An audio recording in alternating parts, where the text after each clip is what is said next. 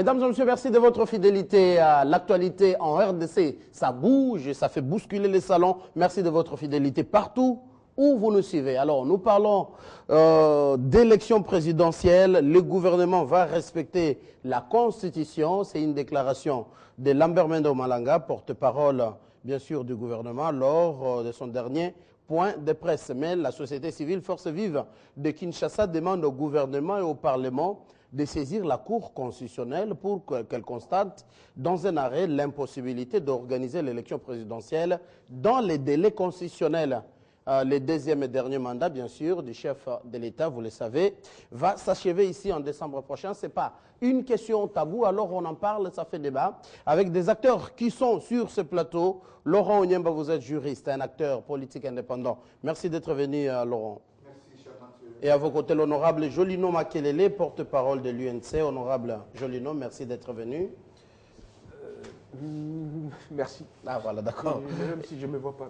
Ah d'accord, on vous attend, vous êtes visible dans pas longtemps. Et face à vous, Jean-Hervé Mbelou, cadre de la NAD, c'est parti de la majorité. Jean-Hervé, merci d'être venu. Merci. Et face à vous, Yannick Tissola, un des communicateurs de la majorité présidentielle. Il est jeune leader, membre du PPRD. Merci, Yannick d'être venu. Merci, M. Mathieu. Alors, qui dit mieux quand la société civile force vive de Kinshasa demande au gouvernement et au Parlement de saisir vite la Cour constitutionnelle parce que selon elle, il faut qu'il soit entre les deux institutions que l'une constante dans un arrêt l'impossibilité d'organiser l'élection présidentielle dans les délais constitutionnels. Ont-ils raison, Jean-Hervé Mbelou, ces organisations de la société civile? Je crois que c'est depuis bientôt une vingtaine d'années, depuis l'ouverture du processus démocratique, depuis les années 90, que la société civile est revenue sur la scène politique pour jouer un rôle majeur. Vous vous rappelez les rôles importants joués par la société civile lors de la tenue des négociations politiques à Sun City en Afrique du Sud. Nous estimons que cette société civile a un rôle important à jouer et elle doit jouer pleinement son rôle. Quant à votre question, j'estime que chaque composante, chaque Congolais a le droit de donner son point de vue sur la crise que le pays est en train de connaître et de proposer des solutions les meilleures pour finalement éviter que le pays puisse sombrer dans la crise. Le plus important ici est de savoir si le point de vue de la société civile ne violerait pas une disposition constitutionnelle quelconque parce que la Constitution prévoit un certain nombre de scrutins qui doivent se tenir. Donc, il n'y a pas de scrutin plus important et d'autres moins importants. Mais nous estimons que toutes ces questions peuvent trouver solution au dialogue. Donc, il y a une multitude de propositions, une multitude de points de vue sur cette question d'organisation d'élections. Donc, on ne peut pas aujourd'hui être les prédicateurs du monolithisme politique ou du point de vue unique. Donc, la société civile a donné son point de vue. Il est maintenant nécessaire que l'on puisse voir, par rapport même à d'autres points de vue qui ont été donnés avant le point de vue de la société civile, donc concilier tous ces points de vue, arriver à un consensus politique, lever les options majeures politiques qu'il faut, et tout cela ne doit se faire qu'autour d'une table. Ce n'est pas dans la rue qu'on peut prendre une proposition ou une option levée par une composante, importante soit-elle, c'est autour du dialogue, un dialogue qui se veut inclusif en vue de baliser le chemin pour la tenue des élections crédibles et transparentes. Merci Jean-Hervé Mbelou pour le respect des temps. Alors, Jolino Makele, vous êtes député provincial, ici à Kinshasa, porte-parole de l'UNC. Ont-elles raison ces organisations qui demandent, bien sûr, que ce soit les parlements, les gouvernements ou les Sénats, demandent à la Cour constitutionnelle de faire déjà ces constats, que c'est impossible d'organiser ces élections, surtout l'élection présidentielle, à temps? Vous, comment vous avez reçu cette proposition? Oui, avant de répondre à cela, je dois d'abord rendre hommage au Seigneur qui a tout fait pour que ses enfants qui croient en lui ne soient pas confondus. Mais surtout que ceux qui, comme le dit Proverbe 19, ceux qui recherchent la faveur de celui qui donne beaucoup de gens qui recherchent la faveur de celui qui donne, mais c'est l'Éternel qui fait droit à chacun. Et donc l'Éternel a fait droit. Le week-end passé, il a fait tomber sa pluie pour que les gens soient confondus dans leur initiative malveillante contre la Constitution. Ceci étant dit, pour revenir à cette initiative, c'est déjà... Mais on y va. Je dois d'abord dire une chose, mais si c'est ça, ce serait une bonne nouvelle. J'apprends que, comme tout le monde, que le porte-parole du gouvernement aurait dit, ou a dit, que cette fois-ci, les élections se tiendront dans les délais constitutionnels, où la Constitution sera respectée. S'il dit cela, c'est-à-dire que les délais constitutionnels qui sont dirimants, qui sont prévus dans notre Constitution, seront respectés. Donc les élections auront bel et bien lieu le 27 novembre 2016, comme le prévoit la CNI, et que le 20 décembre, le président de la République, M. Kabila, ne sera plus président de la République, il serrera la main de son successeur. Ceci étant dit, j'entends déjà des débats. Ça veut dire que les gens, ils passent des stratagèmes à stratagèmes. Ils ne veulent pas, comme ils ont commencé avec un livre écrit par un professeur membre de la majorité, ça n'a pas marché, ils sont venus avec les pétitions, changement de la Constitution, ça n'a pas marché, la loi électorale conditionnée par le recensement, ça n'a pas marché, et bref, maintenant, ils nous parlent d'une consultation, ils envoient des éclaireurs, des francs-tireurs, proposer une initiative, en l'occurrence, à aller consulter la Cour constitutionnelle quant à ce. Mais là, s'il vous plaît, nous disons, pourquoi ils vont consulter la Cour constitutionnelle? C'est parce que c'est pour faire constater qu'il y a l'existence d'une force majeure. D'abord, auront-ils qualité pour le faire? Ça, c'est un. Je parle sous le contrôle d'un éminent enseignant à côté. Et deuxièmement, il faut quand même nous tous qui avons eu des notions de droit ou fait des études de droit, nous savons que la force majeure, pour qu'elle soit constituée, il faut qu'on soit en face d'une cause étrangère à la personne qui l'invoque. Il faut qu'il y ait un caractère irrésistible, c'est-à-dire vous ne pouvez pas faire autrement. Il faut au surplus cette cause soit insurmontable. Or, nous savons tous qu'ils ont organisé cet élément. Soyons pragmatiques. Déjà début mars. Non, pragmatique. Est-ce que pour vous, c'est possible encore je vous dis déjà que c'était... Non, je vous dis que vous allez droit vers un mur. Parce que ce sont ceux qui veulent aller solliciter l'avis de la Cour constitutionnelle qui ont créé cette... Donc, ils ne sont pas étrangers à cette force majeure qu'ils voudraient invoquer. Mais face à ces faits. Non.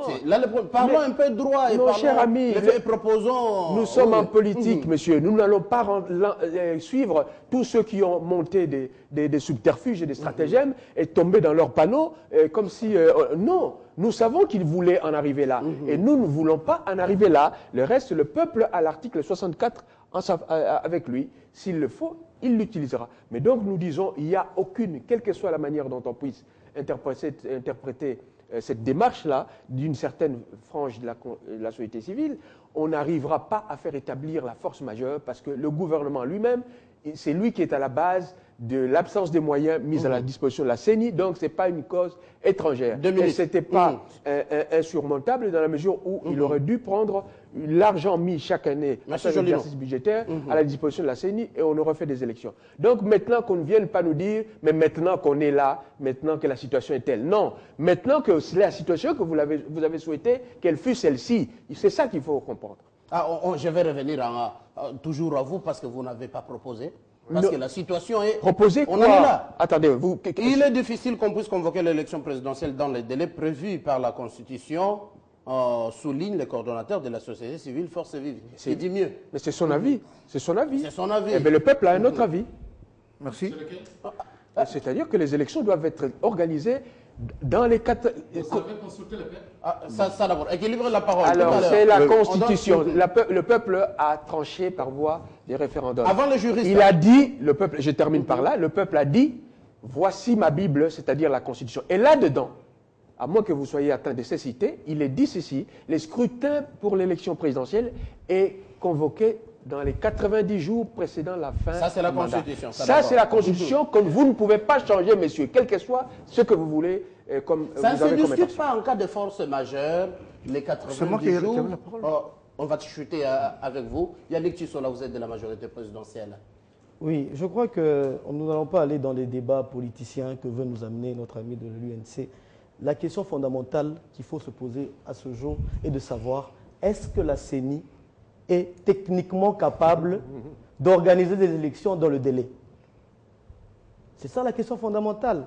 Nous avons le mandat qui touche à sa fin. Personne ne renie, effectivement, dans la Constitution, le président est fin mandat. Mais est-ce que la CENI est capable, le fin mandat, vers fin mandat, est-ce que la CENI est capable d'organiser dans les délais impartis jusqu'à novembre des élections? Ça, c'est non. Et l'opposition le sait.